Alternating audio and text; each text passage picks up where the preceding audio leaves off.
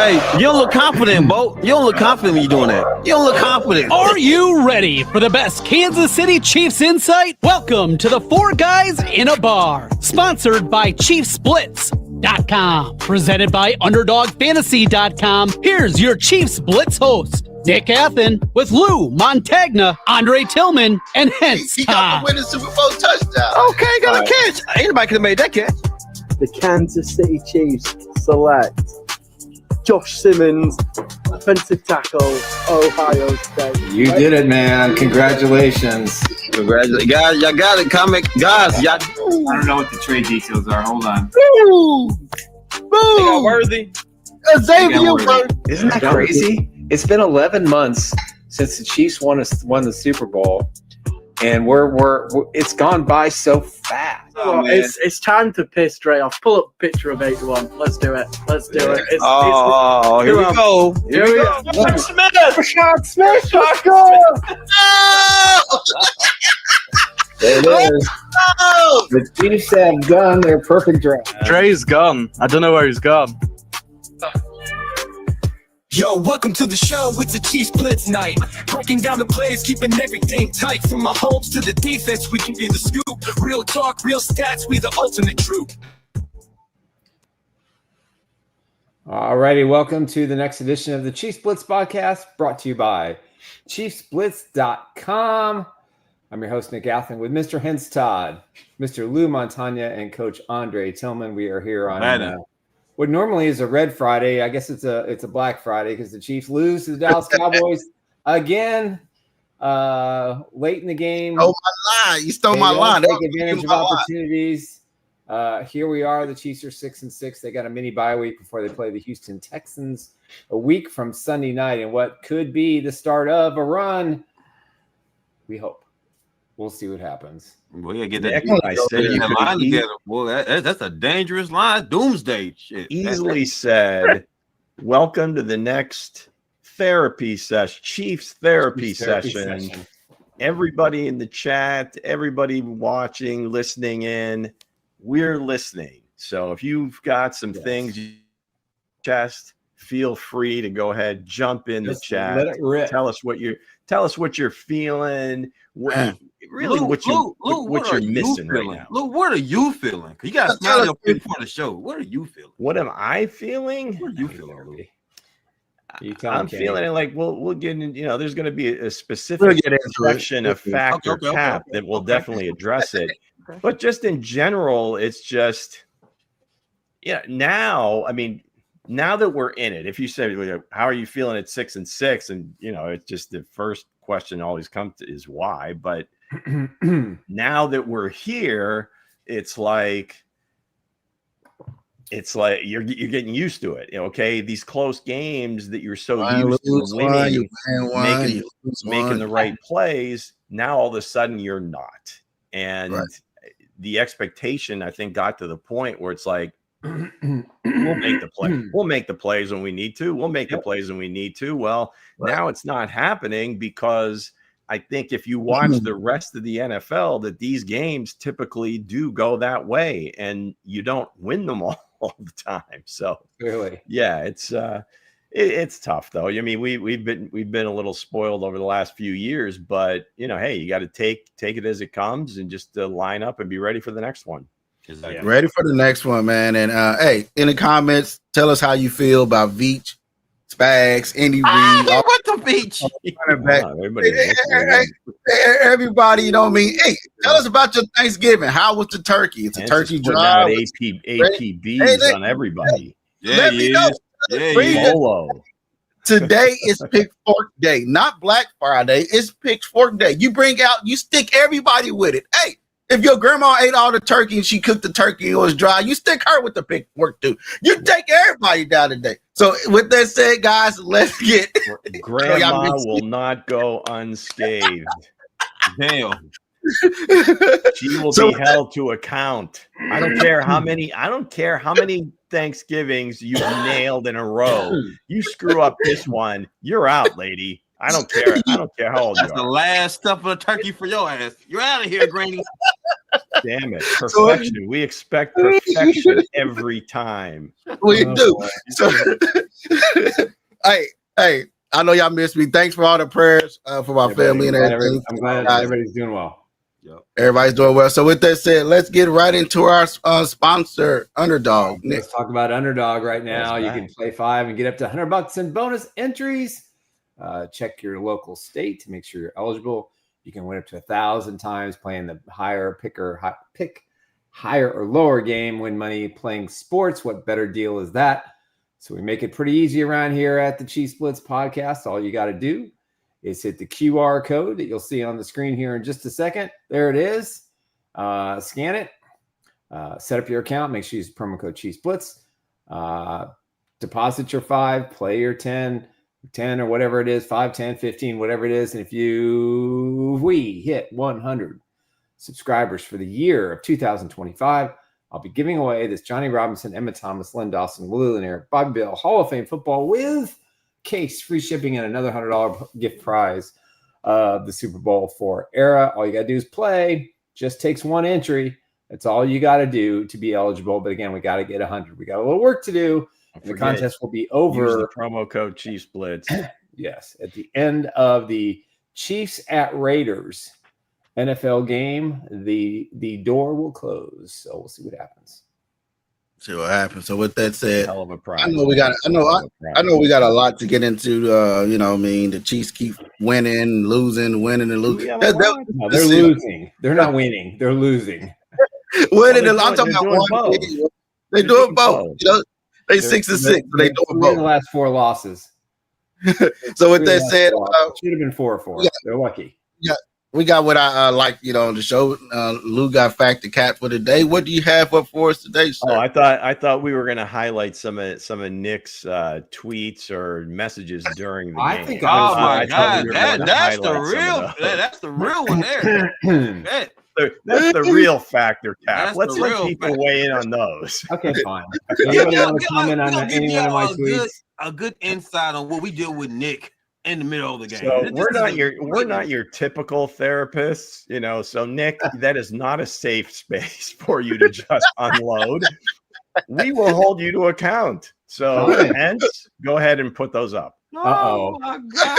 Oh, I see. I'm just kidding. I'm see. I'm gonna get slapped around today. It is a safe space. We're just kidding. Whatever the quality of the show needs to be, go ahead. Let's go, gang. It is Friday. Regardless, win, lose, or draw, it's time for fact or cap. I am going to read a statement, several statements actually, about the NFL, about the Chiefs, about both. And you can decide if those statements are either a fact, you agree, or cap. That's BS. So here we go. Let's go right to the top. A lot of talk this year about the running back position, how it's become a little bit more valuable. And I think it's more the perception than it is specifically, because I think the running backs have always been valuable. It's just they've figured out a way to diminish the salaries, but that's a whole other ball game. So names like Jonathan Taylor have come up. Oh, he's the best right now. Jahmyr Gibbs, Bijan Robinson, Saquon, Jacobs, James Cook.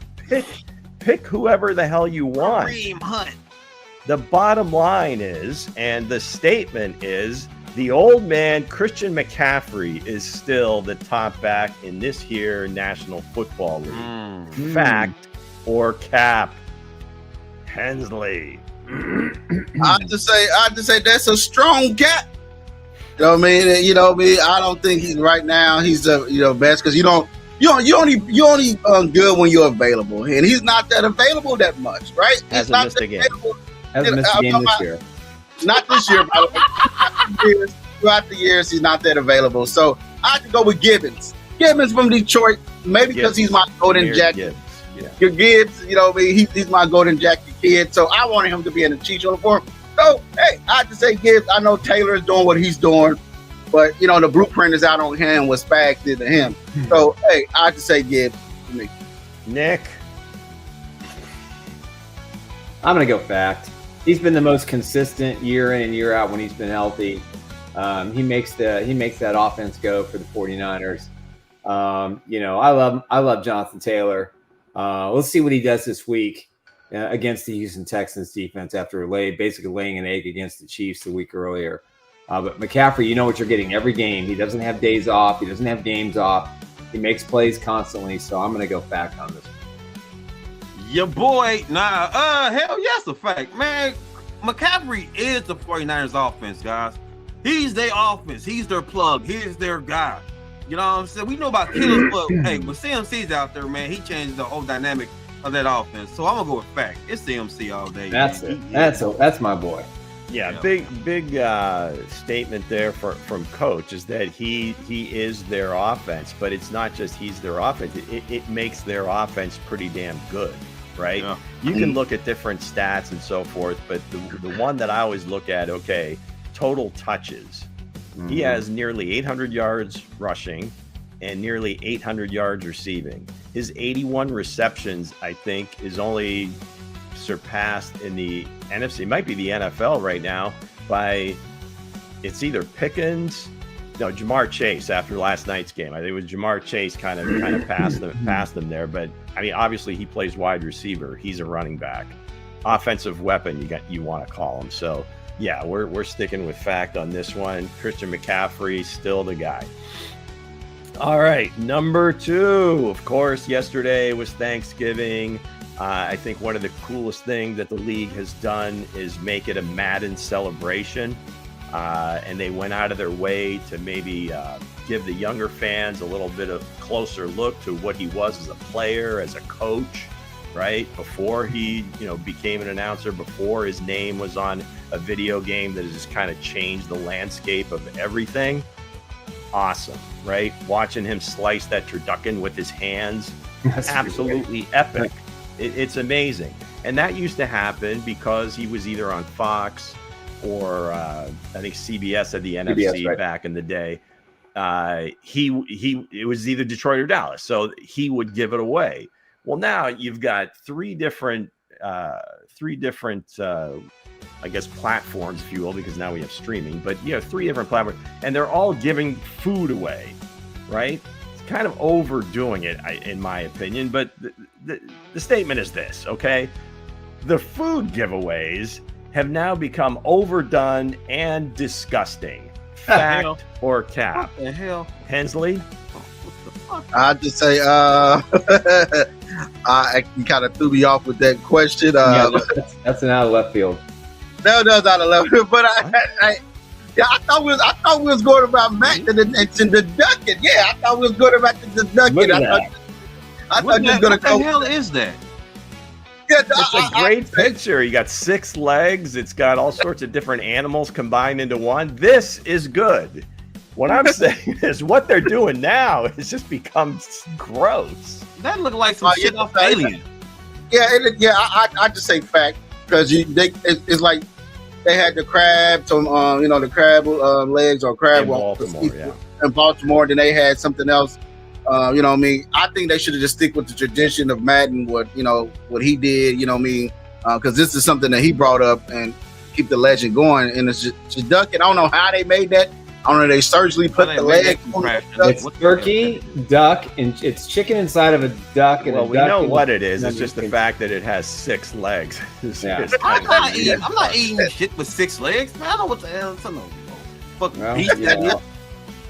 It was the only food left on planet Earth you'd eat it, right?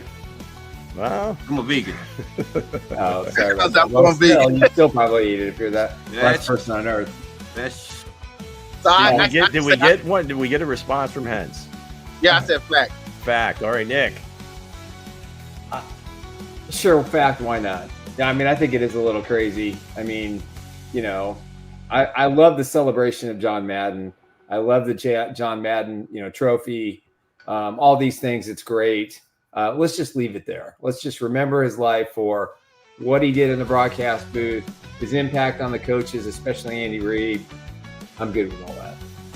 The turkey, they making all type of sides with the turkeys and shit. They making their own home plate, man. Just stick with the turkeys, man. Stick with John Madden produced.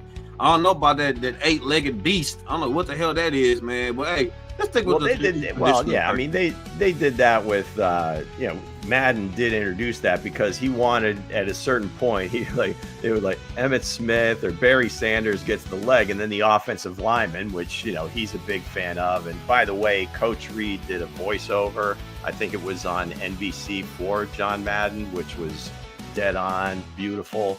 But no, I mean, you see, it's great. Okay, they give the legs out, but again, now it's just become, it's like the Food Network, right? All these different things. And again, that's fine. But when you see Jake Ferguson running into the Dallas locker room with the bird or whatever the hell it was, and they like covering his hand up the animal's backside, they waving it around. You got butt. Guys that have just played for 3 hours and they're touching all the food and giving it to other people. Anyway, that's fact for me. So, all right. So finally, here we go.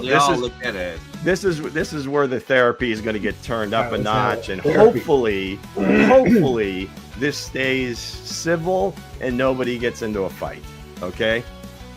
So I choose violence. You asked me earlier how I felt at this point, Coach. And what I was thinking, all along, actually for the last few weeks, but now, the record is the record. Why are the Chiefs only 6-6? In other words, why are they this mediocre team? So many culprits, right? You can point to a lot of different things, and I'm sure each one of you may have a different thing that we're pointing at. Okay. And that's fine. Everybody's, this is an opinion show. So let's get out as many as we can. The statement is this. The reason they're 6-6 is that the organization, coaches, front office, everybody involved overestimated the abilities and development of this roster. Fact or cap? I have to say that's a fact. Don't come with me. Hey, I'm choosing violence today, right? I'm choosing violence. Brett Beach, I understand. I love the guy. He got us the rings, right? He got us the rings. God darn it. John Dorsey would have had some people on this squad ready to go. Ready to go. Up in arms, ready to ball. Ready to go for the coaches and everybody else. Hey, you look at the hits and miss on this roster, it's been hits and miss. Only guys that's standing around, heck, John Dorsey that brought in. It's only the guys that's at star level that the John Dorsey brought in. Hey, you got Kareem Hunt, who? John Dorsey, right? He's still producing. John Dorsey. Well, he didn't even come back. He's still producing. These guys are still producing, right? He's living on an arm. I know I like Beach. I really do. But heck, this roster and this team and this personnel falls on him. Nobody else but him. The pass rusher, knew it was there. The reason I included the coaches was because it's their job to develop the players. So that this doesn't fall on one person. Can't develop somebody went to go scout that wasn't need to be scouted. Hey,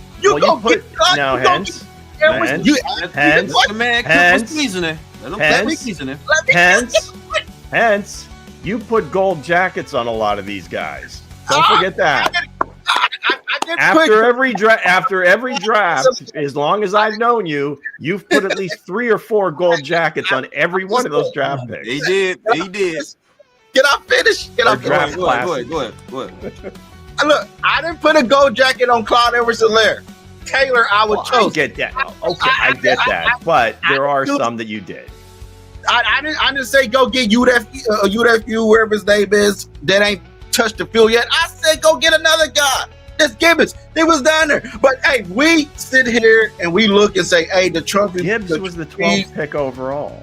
I understand, but again, you still could trade up, got somebody. You jump up and go get your guys. Don't be scared to go get. Hey, you chose the question. You asked me the question. So give your answer. So but I would say, but in your defense, you need to use facts. Don't make stuff up. So let's do that. How you gonna get a scenario? Don't let me get my part. Have you answered the question yet? Don't let facts get in the way of a good story, right?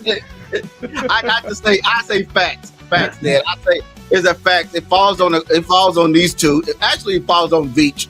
You know what I mean? Okay, let's. It falls on Veach. Let me straighten. Let's not smack it out. Hold on, Nick. This is your opinion. This is your opinion, Nick. We're not straightening anything. Give your opinion.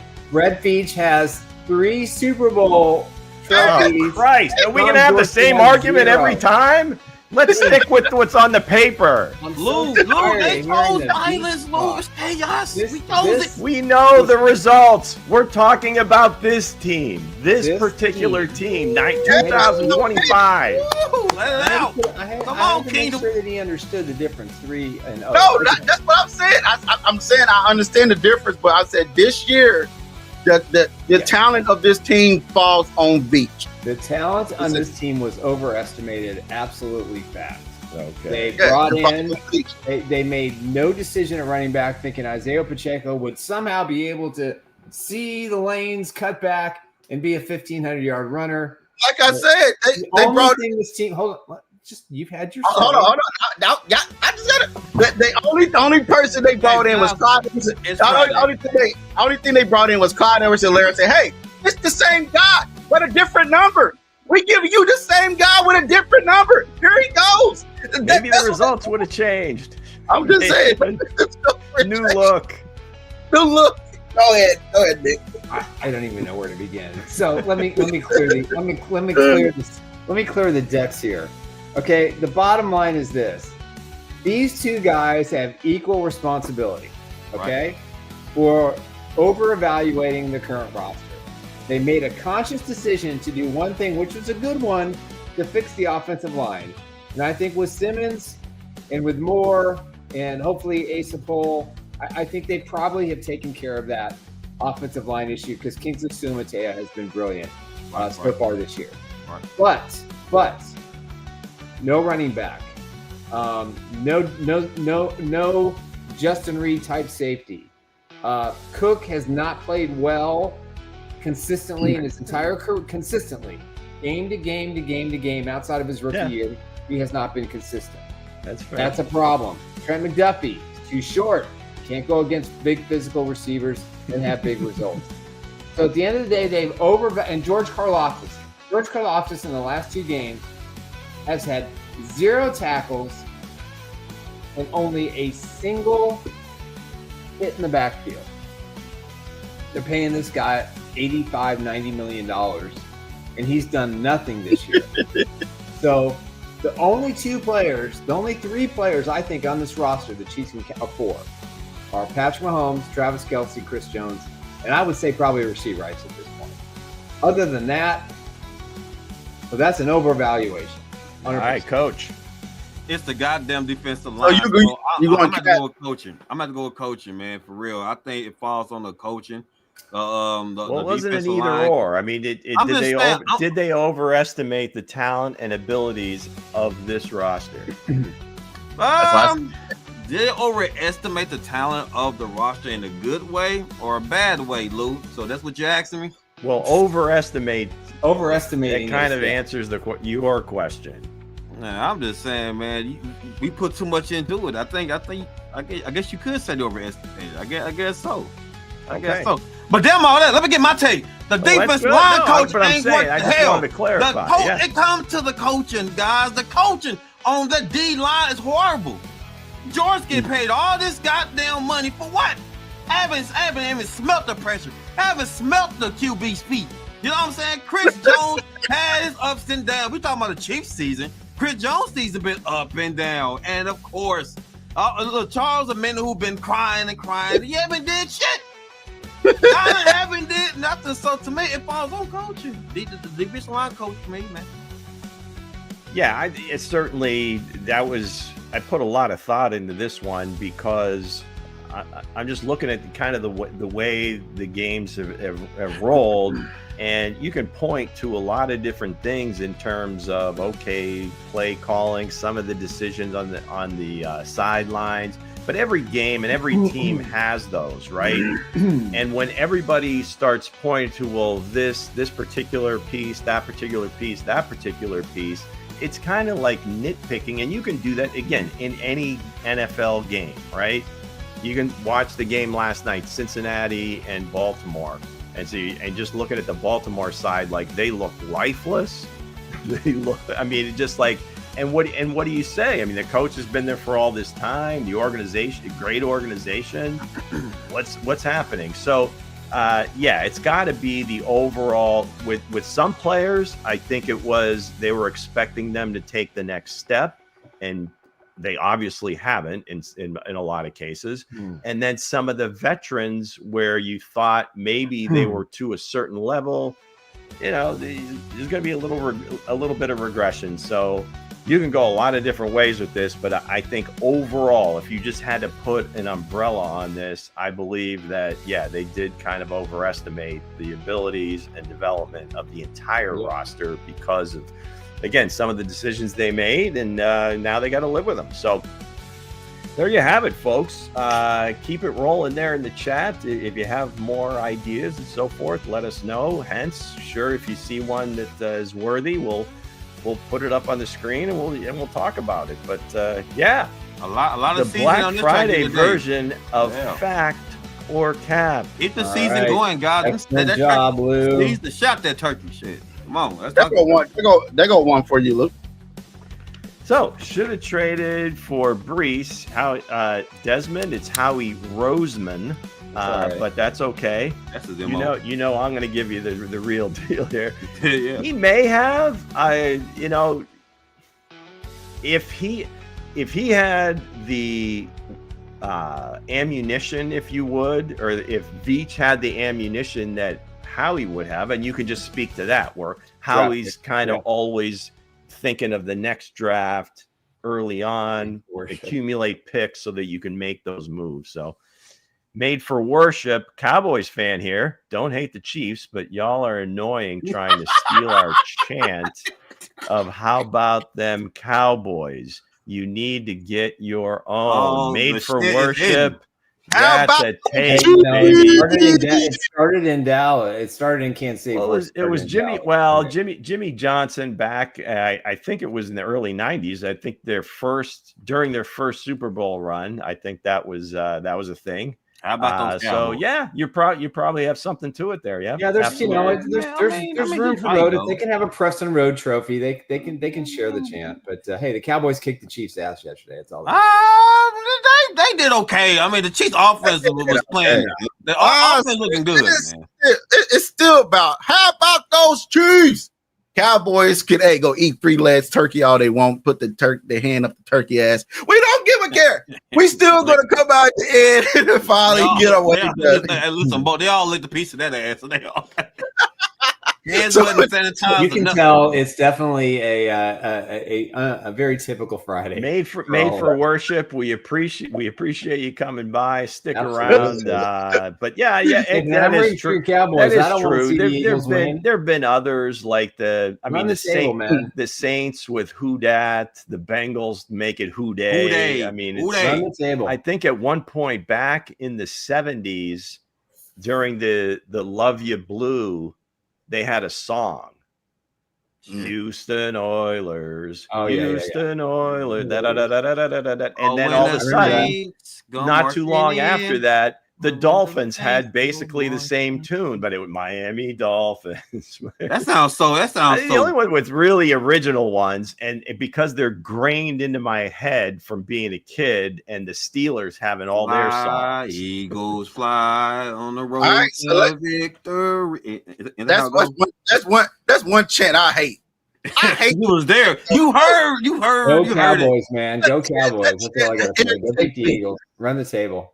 Hey, let me ask you real quick. Which chant is worse though? Which chant irritates y'all the most? It's the Eagles. Eagles. Well, that's more of a cheer. I mean, "Hail to the Redskins" was always great to me. Yeah. Now I think it's "Hail to the Commanders," but I don't think they do the song anymore. Hail to the Redskins. Hence that picture that you put in the chat, and I'm sure everybody's seen it. One of my friends that's a Cowboys fan sent it to me, of course. with Pickens kind of flying over teacups, looking like an Avenger. And it was just like, if that would have been a basketball game, that's a poster right there. Even if it's a football one, that's a poster right there. Mm-hmm. Hey, King said he ready to vent. He said, can we please talk about Worthy? I'm ready to vent. We'll made for worship. If you're not shopping, stick around, man. Yeah, please do. You're good. Or woman. Hey man, you know what? Hold on. Before we start, I'll tell you what. Nick. We've been at it for 30 minutes, man. Just hush. I have bashed Jerry Jones to oblivion the last decade. And I'm telling you, the moves he made from the opening bell of this season through the trade deadline. Right. I'll give it to him. He grew a pair of 83-year-old cojones, and he he's always had them, Nick. Come on. He slung them around and he took care of business. He beat the Eagles and the Chiefs in back-to-back games in 4 days because of the moves that he made. He did. Pickens is going to be the highest paid wide receiver in NFL history for another team outside of Dallas. I don't know. That could get ugly. I think they're gonna tag him. Which is probably gonna piss him off. But still, when we go back to the Parsons trade, George is represented by Mulugeta. That was Micah's agent. Yeah. Oh shit. That's why you made that comment. David Mulugeta. So that will be an interesting negotiation because I think they're going to tag him because the tag number isn't like, I mean, as far as what top wide receivers are being paid, I think the tag's only about 28 million, right? 25, somewhere between 25 and 28 million. So should be interesting off season, but I'm sure they want to keep him. Come on.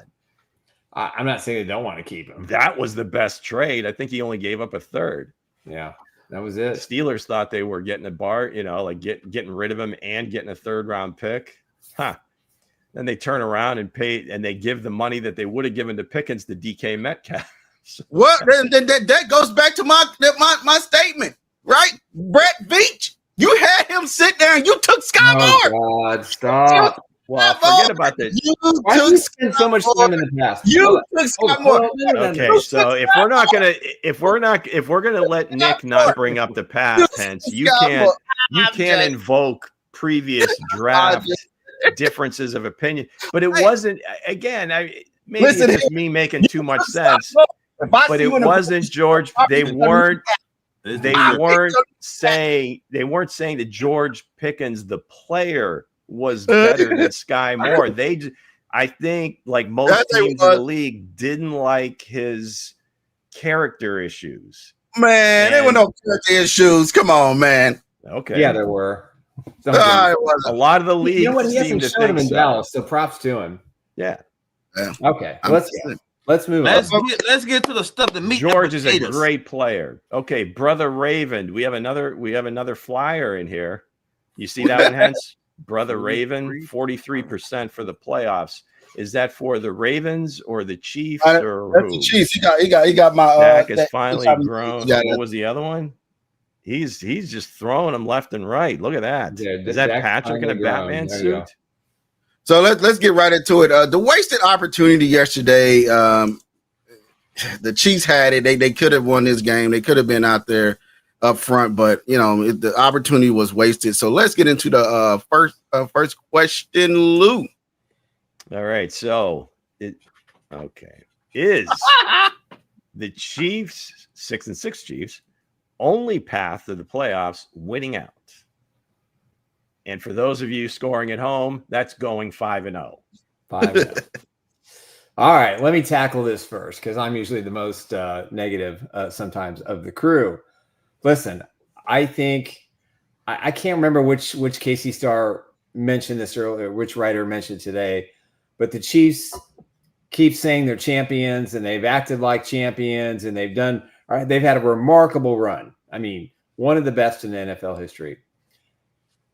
They've never been in this situation with this group of coaches, with this group of players, with this much talent, whether it's being utilized or underutilizing, it's irrelevant. There's definitely talent on this team. But to go 5-0, if we're going to look at this logically and realistically, If the Chiefs go 5-0, they make the playoffs. Then they have to go another 3-0 to get to the Super Bowl, and then another 1-0. So if my math is serving me correctly, they're going to have to go 9-0. Yeah. Don't give me the rolling eyes, Andre. I don't do that to you. I just want to remind you. Whatever, Nick. Whatever. I just want to remind. I want to remind you of something briefly, Nick. And if we could like roll back the tape, we would do it. But during Factor Cap, you did say they overestimated the amount of talent and abilities in certain areas, not the whole team. Okay, so now you're going to qualify it. No, let me. No, I mean, do you want to change your answer? You're looking at an overestimated of. Jesus God, I'm not going to get through today's show. I'm pretty confident. You will. I'm just gonna exit out early, and you guys can just dance living life out of my spot. You just put a little image up there. But you do provide a lot of content for us. Well, that's my job, guys. You know, I could sit here and bitch and moan about everything, but reality speaking, the best part about yesterday was spending time with my family and the grandparents and the aunts and the uncles and the nephews. Beautiful. That's the best part of the whole day. Plus, Emily made a smorgasbord of amazing food. But for the Chiefs to be equally as amazing and going 5-0, it really has to come down to one thing: how bad does the collective want to change the fortune of their season? And that means that talent gap at certain positions. Or this extreme talent that they have to somehow mold together, come together, and then then the coaching staff is going to have to just make a decision. Do we play the best players that we think we have? Do we make some changes subtly? Who knows how this team's going to be? But if they win out, they're in. Can they do it? Of course they can. They've won five in a row many times, during the Patrick Mahomes, Andy Reid era. So, yeah, it's entirely possible. This team, you believe this team currently constructed can get that done? I think based on the schedule ahead, I think their toughest game left is the Texans, which is going to be a week from Sunday. After that, they get the Chargers at home. They go to Tennessee. They play the Broncos on a short week on Christmas night. And then 10 days later, they go to the Raiders. So I think it all hinges on what happens a week from Sunday night. Yeah, I believe that C.J. Stroud has been elevated. He's going to start against the Colts. Right, but who knows? I mean, the backup quarterback's been brilliant. He's helped them guide him to 3 straight wins. He's okay. But you know what I'm saying? Sometimes I understand. They found a way to play with the guys they have. Right, and that's what the Chiefs have to do too. That's the key right there. Yeah, the Chiefs have to play with the guys they have, and they need to make some subtle changes.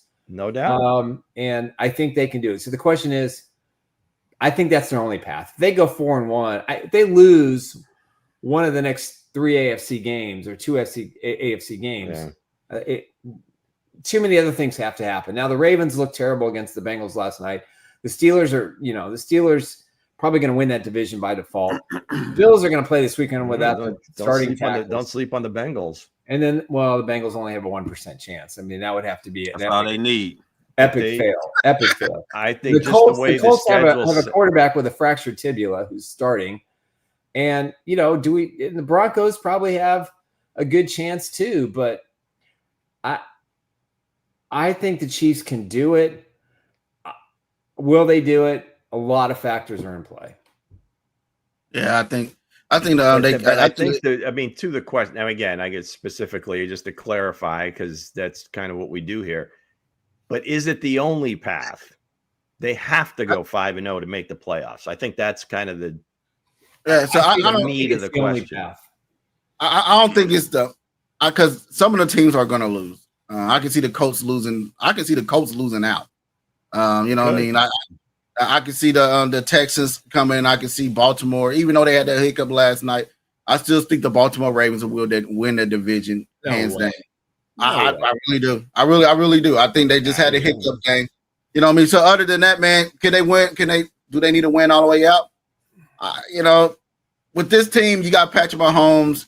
He was trying to will them to the win last night, but it didn't happen. But man, you left it all on the field. Like I said earlier, man, it's like, hey, 1 minute, hey, like the three bears, 3 pigs, in the woods, and the wolf blew the house down.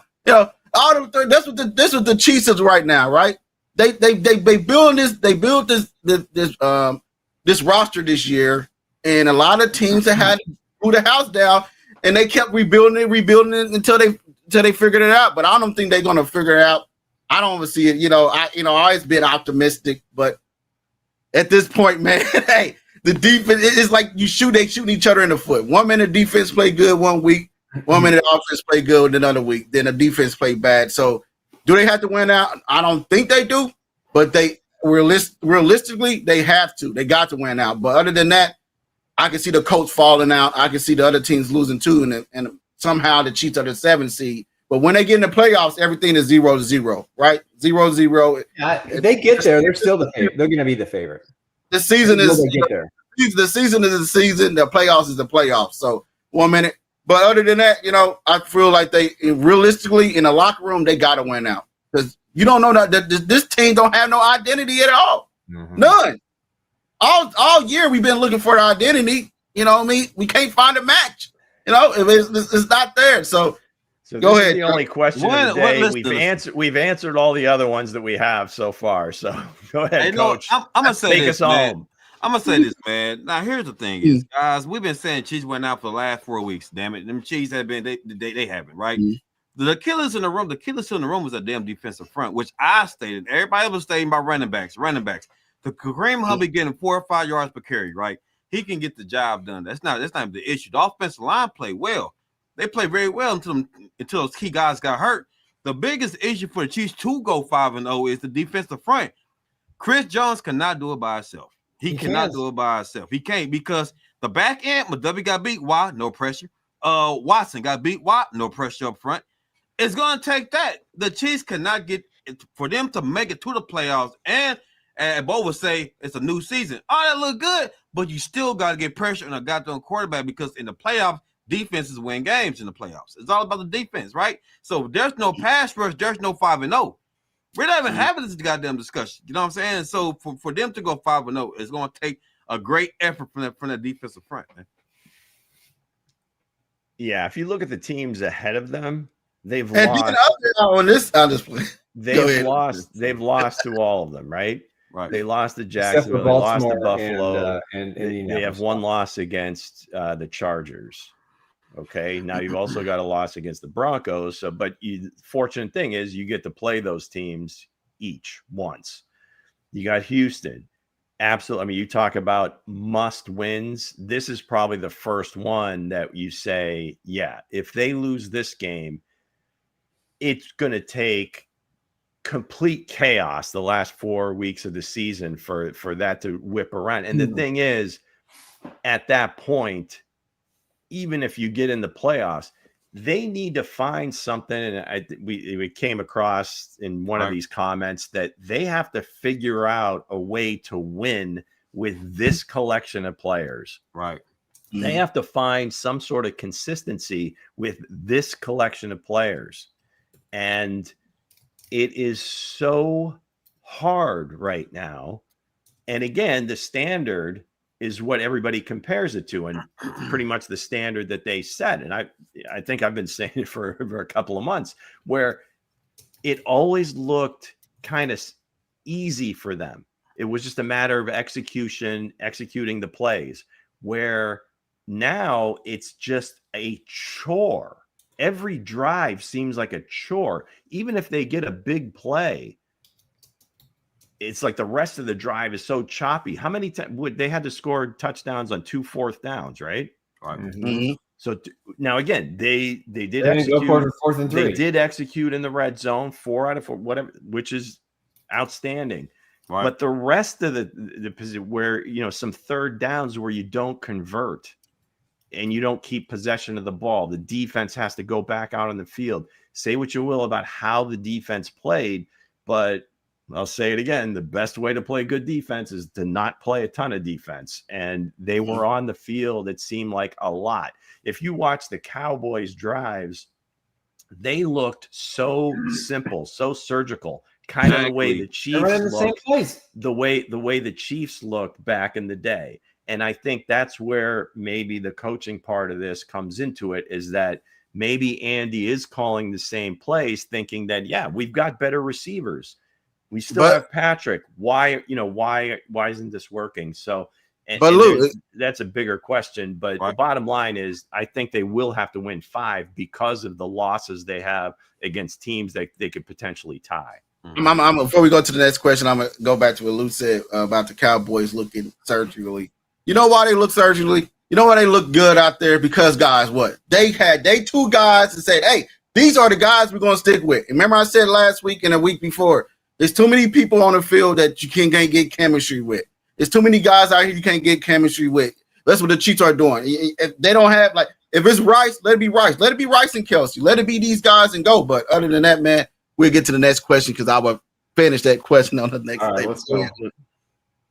The Chiefs 119 yards of penalties, a coaching failure or a roster problem? Hell, boy, I know what Hense is going to say. Yeah, part of it is a coaching problem because they're putting certain guys against they're creating bad matchups for themselves defensively. The roster problem is, we kind of touched about this. Yeah, reliance on certain players has been is backfired. I mean, Trent McDuffie, I'm telling you, right? And his trade value is going down. It's not going to get higher. The Chiefs had hoped to get maybe a 1 and a 2 or a 2 and a 3 and a 4 or something like that. But McDuffie just can't cover the big, tall receivers. We've seen it. I said that shit for 2 years. We've seen it over and over again. He needs to play in the slot. He does not need to play outside. Exactly. Watson, kept getting beat bad on the slant. They ran the same play, 7 times, and penalties and being in the wrong position. We don't have the physical type of players in certain situations and key positions that can make that play. So I think with the penalties, it's partially coaching. Now, John Hussey's group is one of the worst. If you're a road team, you're screwed. 118 wins versus 45 or 48, and with teams that are at home. That's something the league has to look at. And there were some really bad calls. And I'll rip McDuffie for some of the plays. And a couple of times he got called for pass interference when it just wasn't there. But when it's in your mind and when you have an opportunity to do things and they don't get done, then you go back and you look at all the penalties. 119 yards. Is that more than they had in rushing yards? I mean, it's insane to me how anything over even 50, with the bad officiating, anything over 50, you're asking for problems. I mean, that's a lot to overcome. You can't overcome that, right? And they still only lost by 3. Now, I like it almost to like a basketball game. Have you ever gone to like a doubleheader basketball game or to like a 4-team tournament or whatever, and you watch the first game? And guys are, physical, bumping and grinding and whatever. And it's bumping and grinding. Hey, this is what you want to see. Let the players play. I don't see nothing wrong. And then the second game, they're calling touch fouls out front. Guys trying to box out underneath, blowing the whistle, loose. All these different calls. And I think the Chiefs never adjusted to the way they were calling the game. Yep. But the point is the offense, the wide receivers have a huge advantage from the get-go just because of the way the rules are set up. Everybody understands that. It's the referee's job to kind of understand that, okay, these guys are big dudes. They tend to be physical with the DBs. You got to let the DBs be physical with them then. There's because standard. I'm all about, if there's an interference, absolutely call it. But if it's just something where 2 guys are fighting for the ball, you got to let that go. That's just 2 guys fighting for the ball. So it's just very difficult, when you get in a situation like that. So now, Trent is at an even bigger disadvantage because he's a little shorter. Right. So it turned out Trent just got beat bad. He just got beat. So you put it on the coach and on the roster. Nick? No, I'm Lou. You was me problem. I would. Well, it's going to be both, right? And I don't think it's a roster problem. The players have to be more cognizant on how the game is being called because some weeks this is going to be called and some other weeks it's not, and we've seen that, especially with different crews. Now, as far as coaches, what can they do? Okay, what can they do?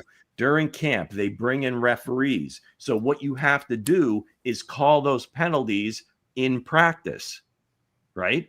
And even during the week. Now, they don't do a lot of hitting during the week. I don't know what you can do other than tell guys that, okay, they're calling these as penalties. You can't do this. They can't go out on the field and physically do it for them the right way, correct? So the only way you can do it really is in camp when you bring the refs in. They talk to them before, but then during live periods, they have to call those penalties so they get used to, I can't do that, and get kind of the muscle memory of it. Because other than that, what are you going to do? I mean, from a coaching standpoint, unless you just start pulling guys off the field,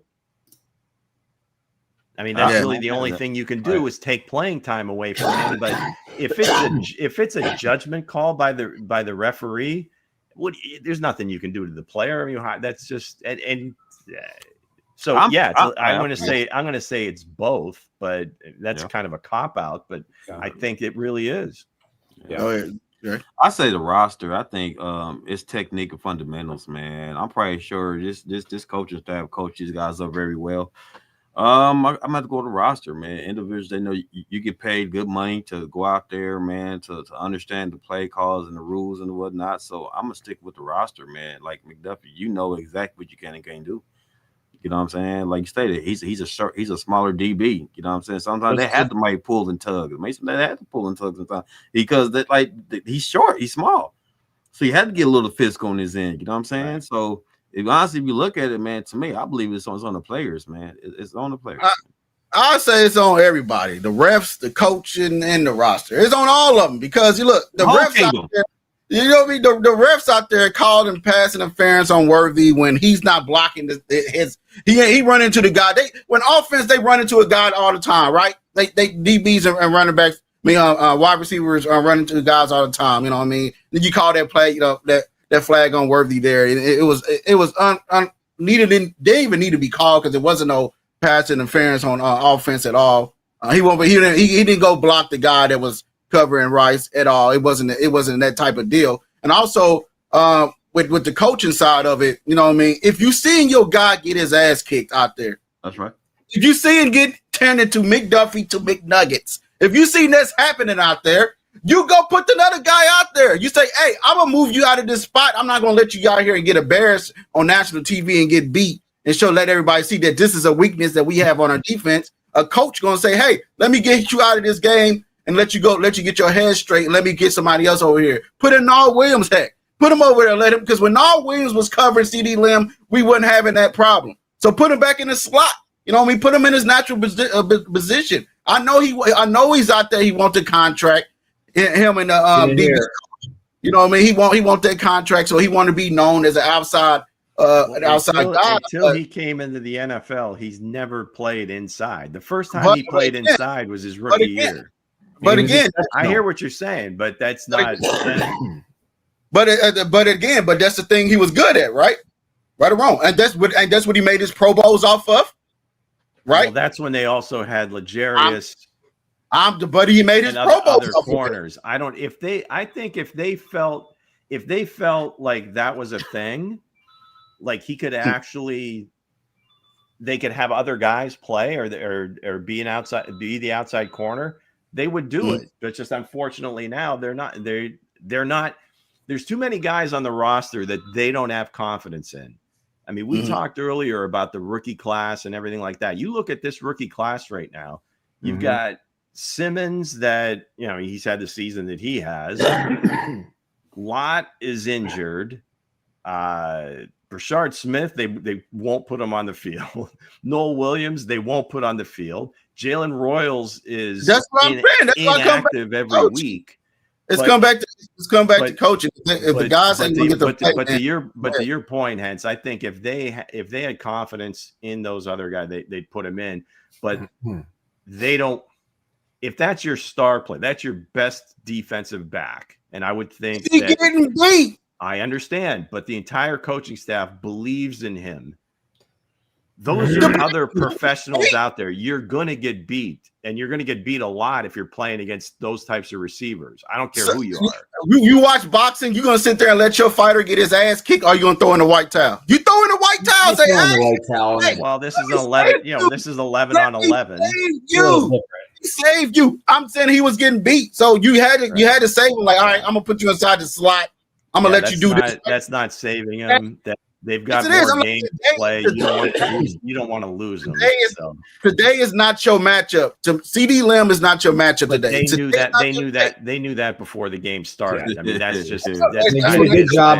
They did a good job of shutting Pickens down in the first half. In the second half, there aren't other. They didn't have enough good cover guys on the team to say, okay, Trent, if we put you inside now again.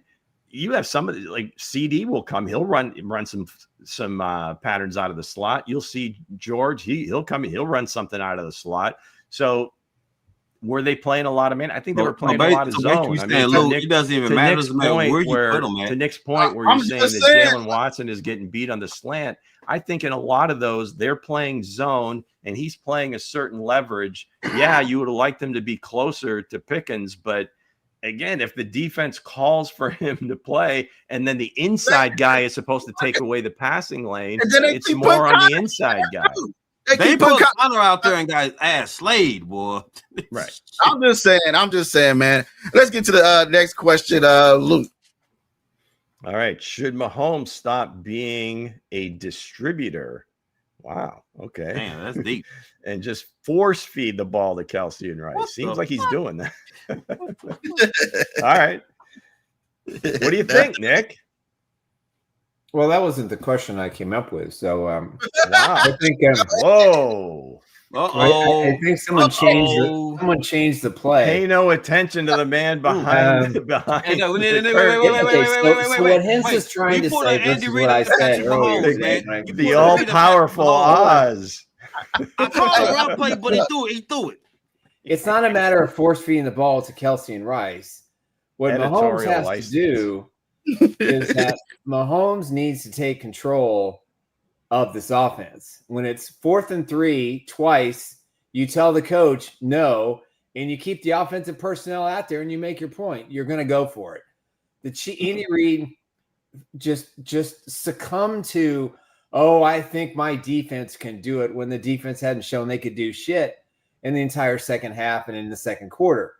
For him to do that, that maybe that cost the game. Yeah, there were penalties. But Mahomes, if Kelsey and Rice are hot, which is I know exactly where Hense is going, you keep feeding the ball because Xavier Worthy is not running good routes. Thornton has disappeared because of the coaching staff. I'm about to say not because of him. Art Smith is not getting enough reps in the passing game. This guy was a former wide receiver, led the college in yards from scrimmage last year. And you got 3 offensive linemen down, from the third halfway through the third quarter to the end of the game. But still, 3 points. That's all it was. So they made 10 mistakes. If they make 9 mistakes, maybe they win that football game. But for Mahomes, that's been the problem though, because again, we're used to seeing them winning those close games, right? Right. But now they're not, because there's like 1 or 2 plays and they say it every week and it sounds like coach speaking, whatever, but it's really true. It's tiresome to hear. Now, in terms of this, I think it's total nonsense, because as soon as, he's always forcing it to Kelsey. These other guys are wide open. Why is he always throwing to Kelsey? So, you can make this whatever you want. The bottom line is, Patrick, if the guy's open, he's going to let it fly. Yeah. And he has. And who had the most targets yesterday? Kelsey and Rice. So I don't know that he's going overboard to throw it to anybody else. Was Thornton hurt? No, it's just they just won't give him the ball. I don't know that they won't give him the ball. No, they won't. I think my head, like, what in the blue hell? I think they've got some specific plays that they want Thornton to run, and most of it is downfield. Now, to his defense, Patrick's deep ball say what you will, it's just not good right now, right?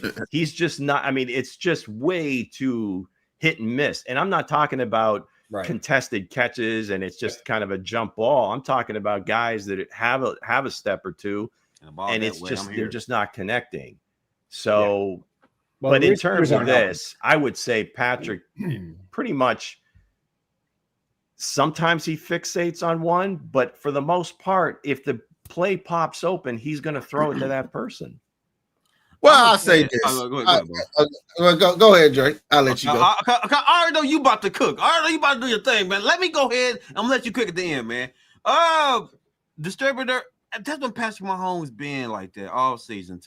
He's been trying to make sure everybody eating. You want to make sure everybody get their spotlight, right? I get that, right? But honestly, if the hand is sizzling and the hand is hot, you feed the guy that's sizzling. You feed the guy that's hot, right? You have to do that, right? And to me, looking at Thornton been the MVP of this offense, honestly. You know what I'm saying? I don't understand why they don't feed him damn ball. Let the man go deep on the goddamn time. Early in the season. Think about it, though. Contested catches, check. Deep field, check. Blocking, check. Hustle, check. He did everything. So why come he's not getting the ball a whole lot more, right? Credit. Brown had a good catch, a hell of a catch. But we all know Thornton can honestly outplay Brown. I'm just saying he can outplay Brown. So to be a distributor, I'm gonna say yes and no. But again, on the bottom, like the second part of that question, man, yeah, if the hand is hot, that's who you go with. I have to say this. If you look around the league, you see Joe Burrow, and you mentioned Joe Burrow. What's the other two names you're gonna mention? Who the other two names you're gonna hear? Jason Higgins. Okay, you mentioned Des Prescott. Who the two names you're gonna mention? Pickens and CD. Okay, so you mentioned Patrick Mahomes. He got too many weapons around him. If you got Travis Kelce, back in the day, you would say you mentioned Patrick Mahomes. Now you mentioned who? Can I ask you a question, Hense? Hold on. You mentioned Kelce and Tyreek Hill, right? Right. But right. I'm just saying right now, you got Kelce, you got Rice. If these guys are cooking, these guys are hot. Let them be. I'm tired of seeing this person come in, that person come in. You didn't see that with the Cowboys. They said we're gonna give our guys a shot, and these guys gonna go out here, and our guys gonna beat your 15,000 guys, right? And that's what the Chiefs gotta have. Say, hey, our two guys right here who got the hot hand is gonna beat you. And that's what they was doing yesterday. They just gotta stick with that.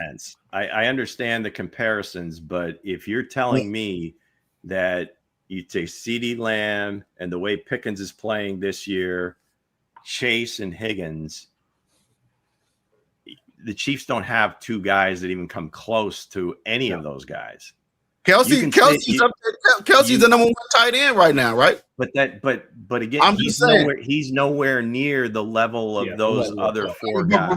But Rice is. How many touchdowns Rice had yesterday? Hold on, we can say. I'm just saying what Rice was. What's the Rice touchdown? 8 catches, 92 yards, 2 touchdowns. He had a great game. Right. And he got the ball. He got the ball 8 times, 92 yards. But he's still not quite at the level of those guys where, like I said, those guys that you mentioned, those two, because now you're talking about the two best duos in the NFL. Kelce, maybe if you went back 5 years, you can put him in that class. Rice, maybe in a couple of years, you can put him in that class. Showing that he put up 141 yards last week and came out almost put up 100 some yards. I understand he's put up some numbers, but you're talking about 4 of the best receivers in the NFL, right?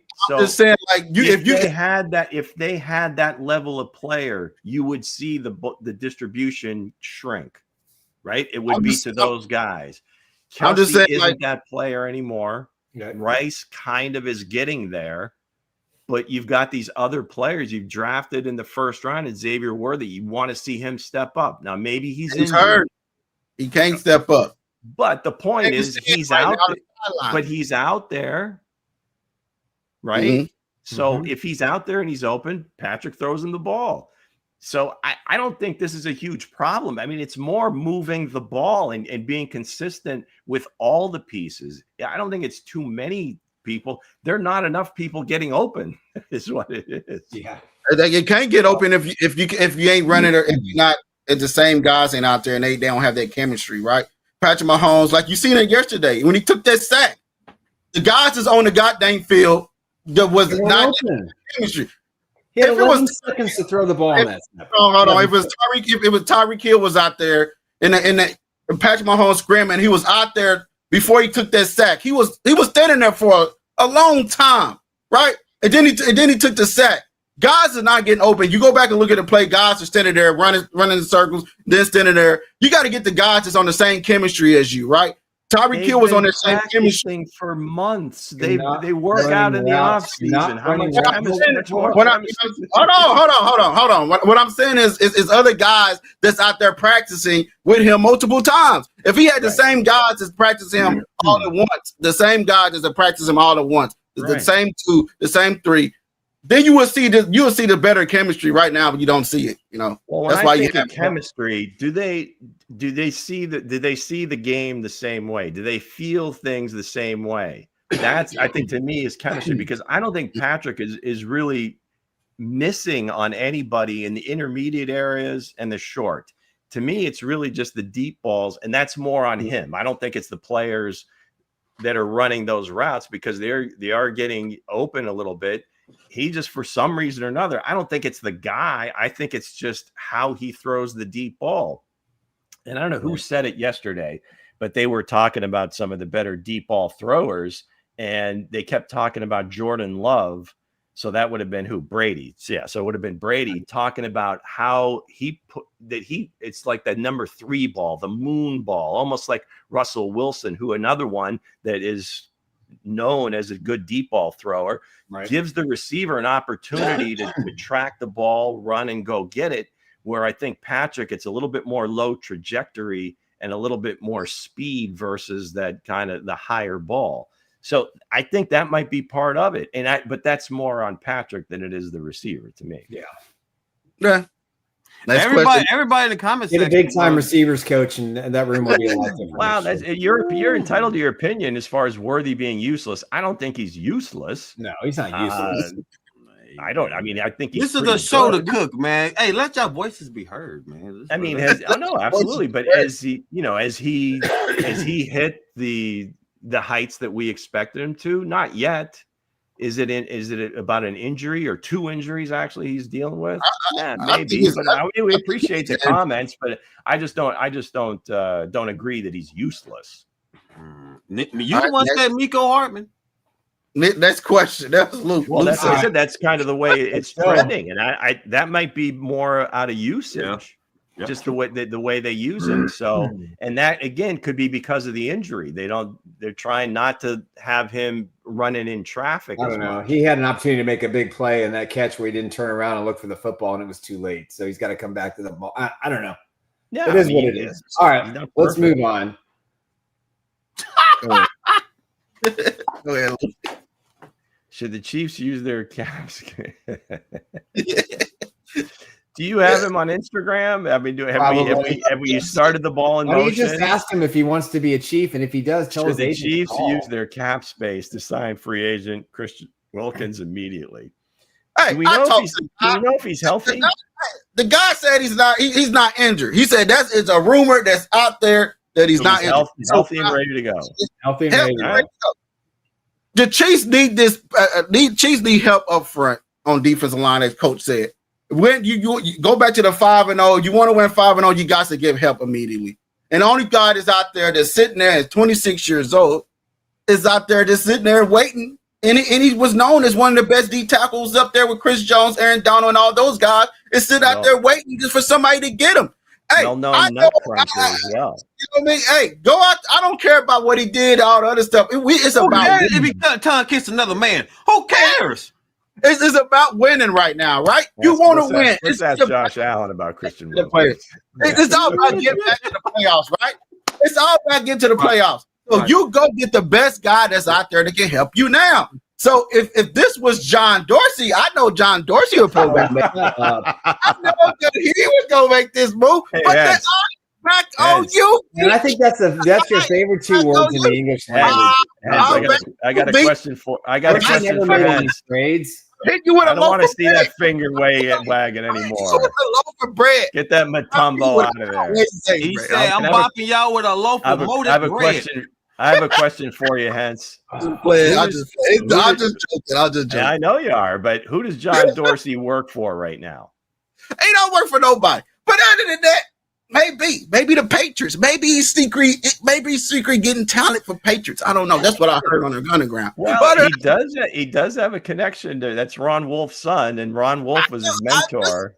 I know, so that's why I said I heard the only organization that would even let them sniff around is the one that employs his son. So Yeah, exactly. that tells you something. That tells you a lot. Other than that, man, Right, so let's answer. Hold on. Out there, so he's out there. So what you have to say? Okay, so listen. I think if Christian Wilkins wants to be a Chief, he can be a Chief. All he has to do is have his agent call Brett Veach and say, "Listen, we'll play for the NFL minimum. We'll talk about a contract in the offseason, see what he can do over 4 games or 5 games. He's a plug. If he's healthy, he's probably a plug and play guy because all he's got to do is occupy space and put pressure in the backfield. He can come in and probably do that right away without a whole lot of ramp up time. But, again, if he's been healthy for the last 3 to 4 weeks, why haven't the Chiefs made a move? I mean, they went after Quinnen Williams and they didn't get the job done, and because the Cowboys just offered more. I give him props for going after Williams, but when you got a guy out here who's not going to cost you any draft picks, what the heck? I mean, this is the problem. Now, I like the Pierce signing. I think he might be able to pay some dividends down the stretch. But when you have a weakness as bad as you have a defensive tackle, I mean, I watched Derek Nottie yesterday get pushed off the ball 4, 5, 6 yards.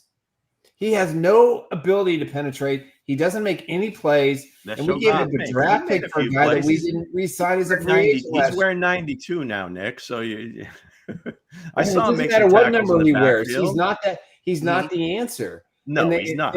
And hold on, you guys, just give me a second. Stop. Nick, they don't have that. They have, Big Mike has done nothing since he returned to Kansas City.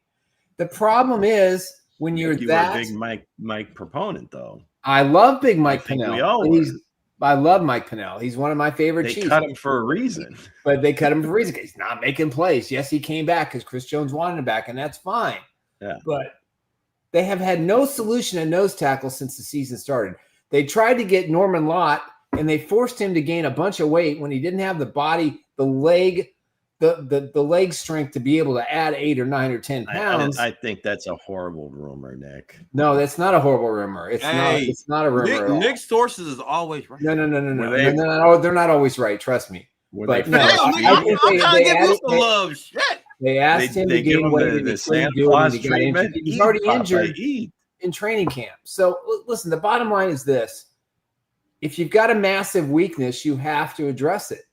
And if Wilkins is out there and he can play, let's say he doesn't play against the Texans, but he can play the last, 3-4 games, you let him play. You sign him. What do you got to lose? That's all I got to say. Besides games, what else, Nick? What's that? Lose. You said, what the guy else to lose, right? He said, what do the Chiefs? He can't lose nothing else about the damn games.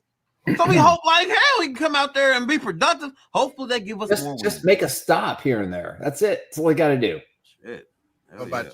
To me, if he was healthy and he was that good, I mean, we've had this conversation about Justin Simmons, a bunch of guys that have been Xavier Howard in the past. Veach is not a complete idiot. I mean, he's going to turn over every stone. I'm sure he's had conversations. I'm guessing every GM, because those are tough guys to find. Those inside guys that can penetrate, stop the run, rush the passer. If he was healthy, he would be on a team. But if he is healthy and for some reason people are shying away, whatever happened in Las Vegas or what he did with his weird relationship with Josh Allen. I agree, Britt. And he was willing to play for the minimum, just kind of as a tryout for next year. Sure, but I just don't think he's able to play right now. Or if he is, I'm sure he's wanting a decent amount of cash for even 5 games. Yeah. I'm just saying. I'm just saying, guys. We need to go ahead and all season rehaul the defensive front. Get some guys that's hungry. We need that, man, because everything else is solid. We just need to get pressure, and maybe we can help out T. Maybe we can help out T. Smurf. Maybe we can help out T. Smurf. Yeah, we don't have to rely too much on his pass rush. If we can get pressure up front, guys. Get pressure up front, and T. Smurf will be the best DB in the league. That's really one of the things, because there are a lot of different areas you can point to as far as the team's concerned and everything else. But at the end of the day, the defensive line lack of sacks. Ooh, no pressure either. Because we can talk about pressures and everything else, but just getting the quarterback on the ground, off his pivot, yes, even on a semi-regular basis, just changes how teams play, how they call plays. Because a lot of those plays that they were hitting CD and George and Ferguson, the tight end, he's back there just kind of looking around. Yep. You know, who gets open first? Who am I throwing it? Who am I throwing it to this time? Instead of being like, I'm going to get back, three step, 5-step, plant, and let it rip. If the guy's not there, all of a sudden, hey, I can dance around. I got plenty of time. Okay, somebody else breaks open. Right. Even when they do get pressure, it's so late in the down that all of a sudden Javonte Williams pops out, catches a little push pass for a touchdown on third down. So, the defensive line has really been troubling. Yep. Well, to the last question that Nick had. All right. Should the Chiefs? Oh, another one with 3 starting O linemen hurt.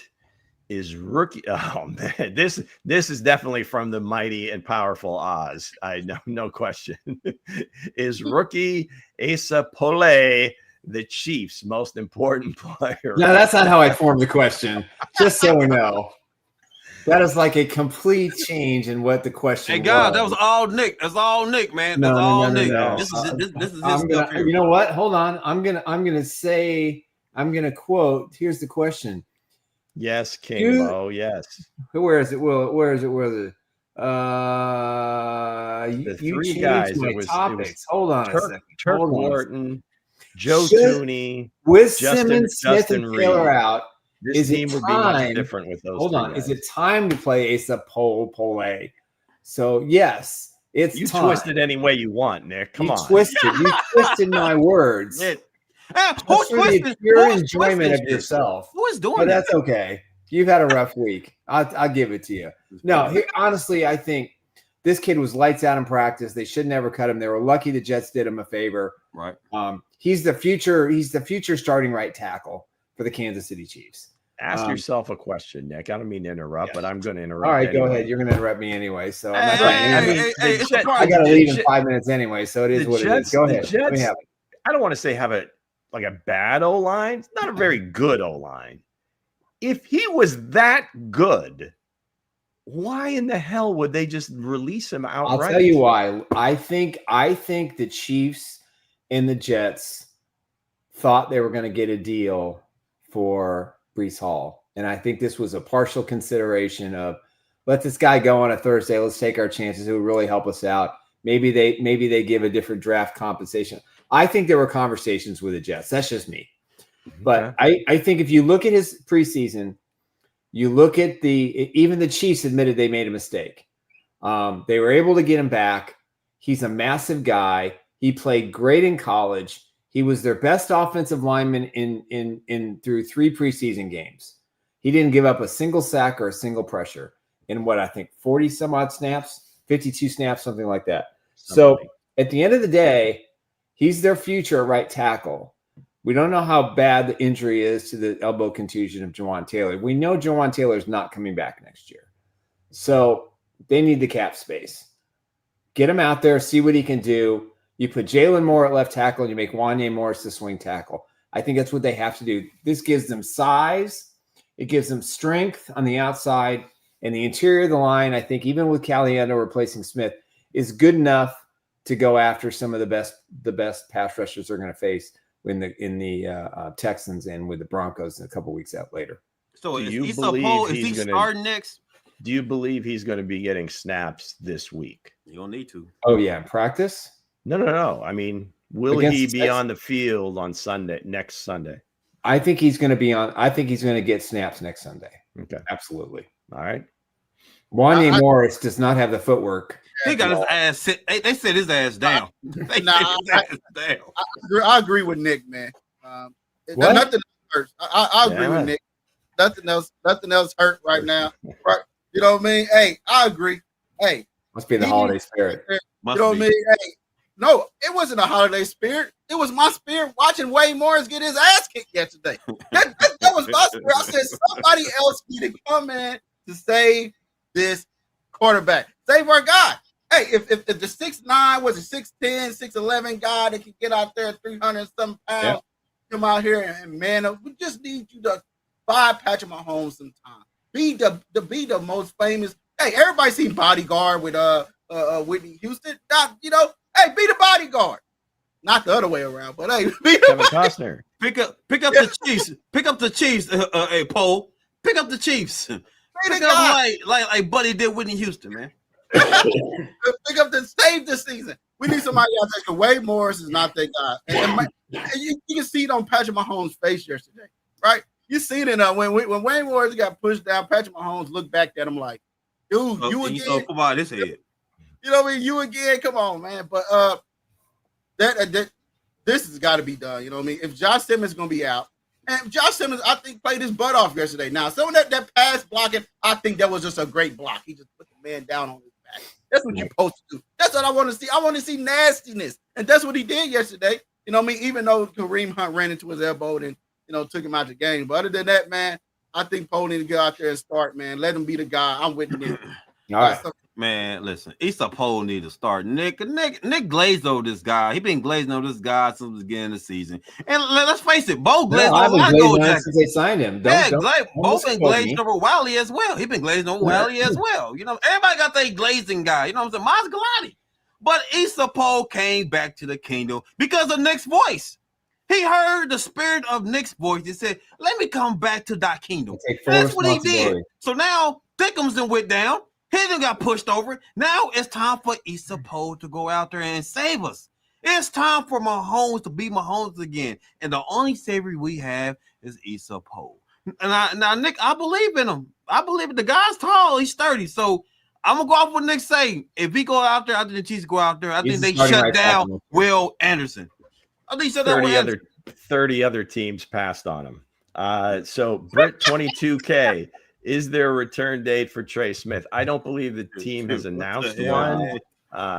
So we'll see. Maybe by the Broncos game. Maybe by the Broncos. Fingers crossed. Prayers up. But maybe. But you're going to throw a rookie out playing on the edge. They've shown the ability to not trust other rookies that have been around the program for the entire season. And these are different positions, right? I mean, this is kind of like, these are like Patrick Mahomes protectors now.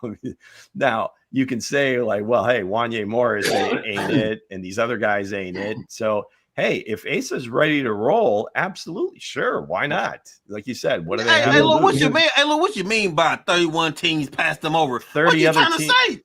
Well, he was cut by the Jets, and regardless of what Nick's conspiracy theory is, 30 other teams had the ability to call him up and say, or no, actually in the waiver process, they could have put a claim in on the guy. But 30 other teams didn't believe. So he went completely through the claim process, including the Chiefs, unclaimed. Hello. So yeah, they brought him back, but how bad did they really want him?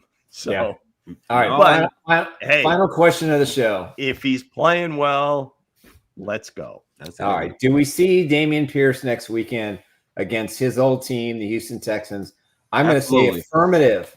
He's going to get, I think, 10 to 12 touches of the ball against the Texans. That's ambitious. I think if he gets like 5 or 6, that could be special teams too. I think that'll be a lot. Yeah, I would imagine to some degree. I don't know how. Again, I didn't watch in Houston once he kind of got demoted if he was playing on special teams, but maybe as a return. But why isn't Burchard back there as a full-time returner? I mean, again, all due respect to the juice guy. There's nothing more we can do. 81 can go and just put You're only averaging by 10 yards a pop. Put Burchard and Thornton back there for kickoffs. Hey, Mango, no disrespect, Mango. He said, man, but Mango ain't averaging. It's really not happening. Average, it's not happening. They need to overhaul special teams and philosophies. But I think Pierce gets. But the Pierce case is interesting because obviously this is his former team. So that there's that dynamic. You see that a lot. I mean, I think it happened a few times last year where guys were getting picked up, like the Chiefs had cut right before the Chiefs play that particular team. So yeah, interesting dynamic, but yeah, you'd like to see somebody that they can trust in the backfield, that they have trust in, that can carry the ball 10 or 12 times a game. Right. Because I think Pops, he only got about 5 or 6 handoffs yesterday. Burchard didn't get any. Kareem had about 12 or 13 or whatever that. Stop running the ball in the second half. But the thing is, one of the things that I think everybody was calling for, including ourselves, was the under center runs. And that seemed to ignite the running game because it's been like twice. They've run it twice as well as they do from the shotgun. Yep. It's just stubbornness by the coaching staff. So that's part of it. That can't, but it's still a part of it. It's not consistent enough that'll get you through some drives where maybe the passing game isn't working as well. Those are the little things. I mean, yeah, they've had stretches where they run the ball okay. They've had stretches where they're throwing it okay, or the play calling is kind of rhythmic and going in the proper direction. But it's never like for an entire half or an entire quarter, or it's just let alone an entire game. And they're still in these games. They got a good point. God, we were talking about this for a minute. The Chiefs were running the ball well, too. I was confused about the decision to stop running. Why is that the Chiefs' Achilles heel? Why is that? Why do they do that? Why do the you got it. I guess you have to look at it because last game they were able to continue to do it, and I think because it was successful. Dallas's strength is the interior line, so it wasn't like they were busting a bunch of runs, and it was incrementally it was pretty decent, but it wasn't going to sustain drives, right? It wasn't going to take you all the way down the field, so they have to do what they have to do: put it in your best player's hands, and you know, maybe AD, real quick, maybe AD Mitchell was your guy, man. Maybe you was right. AD Mitchell probably was the guy, maybe not Worthy. Because AD Mitchell can get off the jam. AD can't get open. I'm just saying. Maybe Mitchell. They're not utilizing Worthy like they did last year. They're not running the same. I think he'll still be a good player in the league. There's room for both guys. Miko Hardman was hurt. It's the same thing with Miko. I just preferred AD because of his size. Really, I mean that was really the big separator between him and X was just being a bigger guy, more of a route runner than just a speed guy. Yep. They went for the McCole Hardman type, except Worthy's a little bit more productive. So it's Red Friday. It's black. It's actually Black Friday. She's got a black eye. But we're gonna say this at one time. We all gonna say it together. If you think the Chiefs done, or you think the Chiefs over, or you still think they making the playoffs, and we're on count of 3. We're gonna say it at the same time. 1, 2, 3. Making the playoffs. The season is not over. Hope is alive, baby. I'm going to give them hope. Give them hope, the man. Time off is going to do them some good. I think they're going to all look at themselves in the mirrors. And on Monday, we'll start prepping for the Chiefs and the Texans, and we'll know where the Chiefs sit in the playoff.